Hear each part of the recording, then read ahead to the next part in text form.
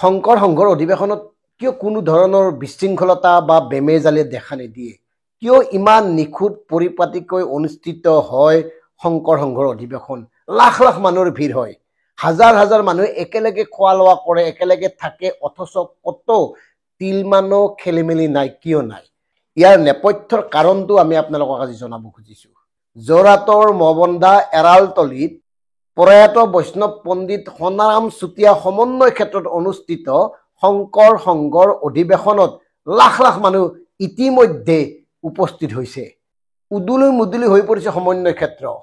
আৰু ইমান পৰিপাটিকৈ ইমান আতম টকাৰিকৈ আয়োজন কৰাৰ মূলতে আছিল শ্ৰীমন্ত শংকৰদেৱ সংঘৰ যুৱ বাহিনী, সেৱা বাহিনী। আৰু এই সেৱা বাহিনীৰ জৰিয়তে 10,000 যুৱক যুৱতীয়ে অহৰ্নিশে ভক্তপ্ৰাণ ৰাইজক সেৱা কৰি থাকে, কি দিন হওক কি ৰাতি হওক। কেনেকৈ এয়া সম্ভৱ হৈছে? এই যুৱক যুৱতীসকলক কেনেধৰণে দীক্ষিত কৰা হয়, কেনেদৰে শিক্ষিত কৰি তোলা হয়, কেনেদৰে প্ৰশিক্ষণ দিয়া হয়? এটা কথা ঠিক, এওঁলোকে কোনো ধৰণৰ অস্ত্ৰ চালনৰ প্ৰশিক্ষণ নলয়, হাতত লাঠি লৈ প্ৰশিক্ষণ নকৰে। এওঁলোকে প্ৰশিক্ষণ লয় আধ্যাত্মিক চিন্তা আৰু চেতনাৰ। এওঁলোকে জগতগুৰু শ্ৰীমন্তৰ চেতনা আৰু আদৰ্শেৰে উজ্জীৱিত হৈ নিজক সন্ধান কৰে, নিজৰ মানুহজনক আৱিষ্কাৰ কৰিবলৈ চেষ্টা কৰে, নিজৰ দৰে আনকো জ্ঞান কৰিবলৈ শিকে। এই যে কোৱা হয় জীৱ মাত্ৰেই ভগৱান, এই বাণী সাৰগত কৰিয়ে এওঁলোকে প্ৰতিটো জীৱকে ঈশ্বৰ বুলি ভাবে, আৰু ঈশ্বৰ হিচাপে ভাবে কাৰণেই তেওঁলোকক সেৱা কৰিবলৈ নিজকে সমৰ্পণ কৰে। আৰু এওঁলোকৰ মূল মন্ত্ৰ হ'ল সেৱাই আমাৰ ধৰ্ম। সেৱাত বাহিৰে তেওঁলোকৰ বেলেগ গত্যন্তৰ নাই, বেলেগ চিন্তা তেওঁলোকে নকৰে।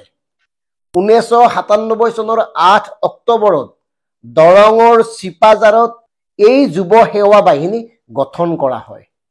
শংকৰদেৱ সংঘৰ প্ৰাক্তন পদাধিকাৰ প্ৰয়াত বৈষ্ণৱ পণ্ডিত কৰুণাকান্ত কলিতা আৰু প্ৰধান সম্পাদক প্ৰয়াত হৰিপ্ৰসাদ হাজৰিকাৰ দূৰদৰ্শী চিন্তাৰ ফচল হিচাপে জন্ম পাই প্ৰতিষ্ঠা লাভ কৰে যুৱ সেৱা বাহিনীয়ে। জগতগুৰু শ্ৰীমন্ত শংকৰদেৱৰ চিন্তা চেতনা দৰ্শনৰ প্ৰতি আকৰ্ষিত হৈ যুৱক যুৱতীসকলে এই সেৱা বাহিনীটো গঠন কৰে। মানে আমি ক'ব খোজা কথাটো হ'ল শ্ৰীমন্ত শংকৰদেৱ সংঘৰ এই সেৱা বাহিনীটোৱে সকলোবোৰ শৃংখলা পৰিপাটি বজাই ৰখাত সহায় কৰি আহিছে। দিন ৰাতি একাকাৰ কৰি কেৱল অধিৱেশনত উপস্থিত হোৱা ভক্তসকলক তেওঁলোকে সেৱা কৰি আহিছে, যাৰ কাৰণে তিল মানুহ এটা খেলি মেলি গলমাল কোনো ধৰণৰ অপ্ৰীতিকৰ পৰিস্থিতিৰ সৃষ্টি নহয় শ্ৰীমন্ত শংকৰদেৱ সংঘৰ অধিৱেশনত। ইয়াৰ পৰা আমি কি শিকিব পাৰোঁ? যুৱক যুৱতীসকলক সঁচাকৈ যদি শ্ৰীমন্ত শংকৰদেৱৰ আধ্যাত্মিক মানৱতাবাদী দৃষ্টিভংগীৰ সৈতে পৰিচয় কৰাই দি তেওঁলোকক সংঘবদ্ধভাৱে পৰিশীলিতভাৱে প্ৰশিক্ষণ দিয়া হয়, তেতিয়াহ'লে এনেকুৱা অনুষ্ঠান সকলোতে আমি আশা কৰিব পাৰোঁ, এনেকুৱা পৰিৱেশ আমি সকলোতে আশা কৰিব পাৰোঁ। মন কৰিব, মঞ্চতো কোনো খেলি মেলি নাই, হাজাৰ হাজাৰ মানুহ আহে, হাজাৰ হাজাৰ মানে বিভিন্ন অতিথি আহে, বিভিন্ন গাড়ী ঘোঁৰা, কতো খেলি মেলি নাই, পাৰ্কিং মানে ঠাইখিনিতো খেলি মেলি নাই। সময়মতে সকলোবোৰ অনুষ্ঠান হৈছে, সময়মতে সকলোৱে নিজৰ অনুষ্ঠান পৰিৱেশন কৰিছে, প্ৰতিগৰাকী অতিথিয়েই সন্তুষ্টি লাভ কৰিছে, কোনো কতো অযথা সময় নষ্ট কৰিবলগীয়া হোৱা নাই, কোনো ঘূৰি আহিবলগীয়া হোৱা নাই। এই পৰিৱেশটো একমাত্ৰ সম্ভৱ হৈছে এই স্বেচ্ছাসেৱকসকলৰ বাবে, এই যুৱ বাহিনীৰ বাবে, এই সেৱা বাহিনীৰ বাবে। গতিকে জগতগুৰু শ্ৰীমন্ত শংকৰদেৱৰ চিন্তা আৰু তেওঁৰ কৰ্মৰ মাজেৰে আমাৰ বৃহত্তৰ অসমখন গঢ়াৰ ক্ষেত্ৰত শ্ৰীমন্ত শংকৰদেৱ সংঘই যি ভূমিকা গ্ৰহণ কৰি আহিছে, ইয়াত সকলোৱে হাত উজান দিব লাগে। অৱশ্যে এটা কথা আমি স্পষ্টভাৱে কওঁ যে শ্ৰীমন্ত শংকৰদেৱ সংঘতো একাংশ লোক আছে যিয়ে সৰু সুৰা কথাটো মানে সংকীৰ্ণতাৰ পৰা তেওঁলোকে ওলাব পৰা নাই, উঠাব পৰা নাই। তেওঁলোকে সৰু সুৰা কিছুমান কথাত গুৰুত্ব দি শংকৰ সংঘৰ ইমেজ যিটো প্ৰতিচ্ছবি সেইটো নষ্ট কৰে মাজে সময়ে। তথাপিও শংকৰ সংঘৰ অধিৱেশনে বাৰে বাৰে প্ৰমাণ কৰে তেওঁলোক কিমান শৃংখলাবদ্ধ, কিমান পৰিশীলিত, কিমান পৰিপাটি, তেওঁলোকৰ কিমানখিনি সমৰ্পণৰ ভাৱ আছে, তেওঁলোকে কিদৰে শ্ৰীমন্ত শংকৰদেৱৰ, জগতগুৰু শ্ৰীমন্ত শংকৰদেৱৰ বৈষ্ণৱ চিন্তা চৰ্চাক মানুহৰ মাজলৈ লৈ যাব খোজে, এই কথাটো তেওঁলোকে বাৰে বাৰে প্ৰমাণ কৰি আহিছে।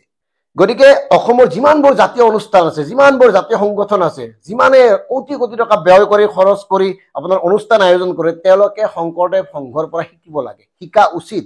শংকৰদেৱ সংঘৰ সেৱা দলৰ পৰা তেওঁলোকে প্ৰশিক্ষণ লোৱা উচিত।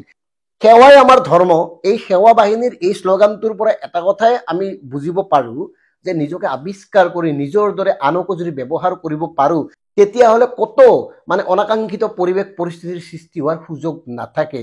বিভেদ বিভাজনৰ চিন্তাৰ পৰা দূৰত থাকি আঁতৰত থাকি আমি যদি মানুহ হিচাপে সমদৃষ্টিৰে সকলোকে চাবলৈ প্ৰয়াস কৰোঁ, যত্ন কৰোঁ, চেষ্টা কৰোঁ, তেতিয়াহ'লে নিশ্চিতভাৱে শংকৰ সংঘৰ এই সেৱা বাহিনীৰ দৰে মানে প্ৰতিটো অনুষ্ঠান সফলভাৱে আয়োজন কৰিব পাৰিম।